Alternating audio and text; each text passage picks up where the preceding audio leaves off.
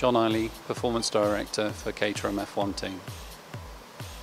Abu Dhabi is one of the new generation of tracks designed by Herman Tilke.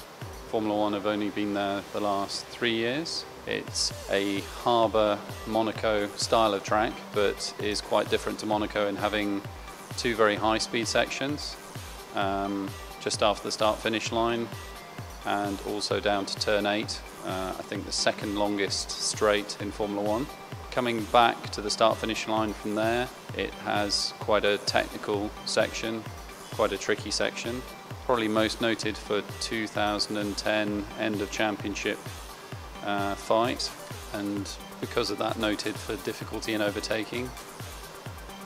Last year, 2011, it had 2 DRS zones, and again possibly overcompensated for overtaking because people who overtook during the first section then returned the overtake in the second section.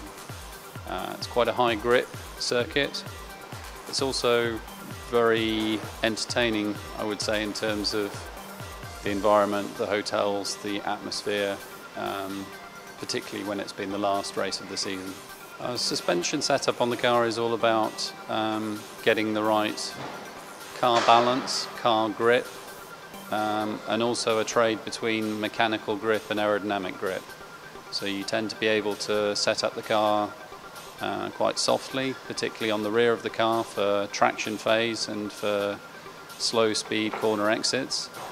Whereas in high speed corners you tend to want the car stiffer, both in pitch and roll, to try and make sure the aerodynamic platform is in an ideal operating window to extract the high speed aerodynamic performance of the car. This is our 2010 car. Our current car is off racing at the moment, but I can still talk in broad terms that this is fairly typical Formula One front suspension. It's composed of a steering arm down the front, and then an upper wishbone, and then an identical lower wishbone below, and then a push rod that transfers the load from the wheel back into the spring damper unit, which sits in front of the chassis here. All of these elements are controlled by the regulations.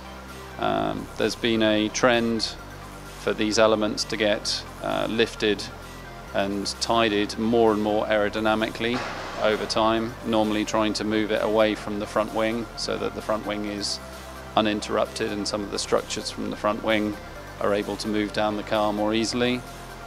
Each of these elements is controlled by regulations, so they have to be symmetrical in section. They have to respect a certain aspect ratio, which is a length to thickness ratio of 3.5, and they also have to be certain sizes.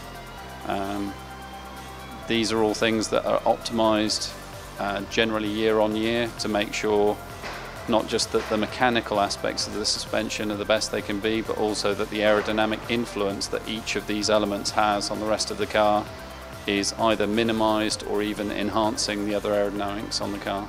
The suspension is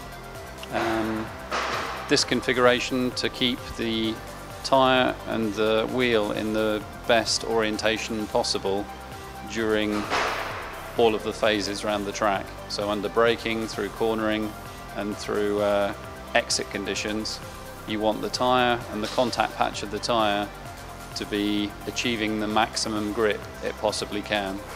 So the suspension is basically a very rigid structure to make sure there isn't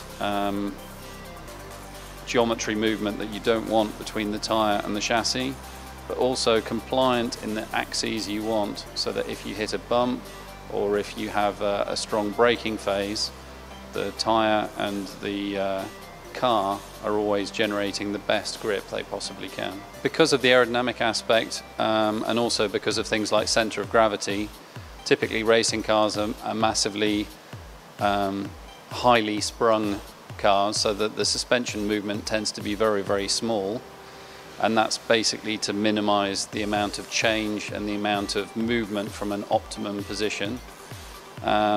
Similarly, the amount of steering angle that we use is quite small, apart from on some special tracks like the Lowe's hairpin at Monaco. We will tend to do special suspension just for that one cornering condition.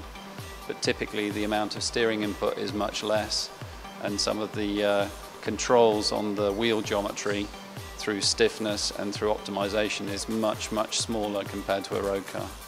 Around Abu Dhabi you have, I think it was described by one of the drivers, very unique and very different types of corner. So your suspension setup has to be quite flexible in achieving stiffness and compliance in the right ratios at the right time around the track.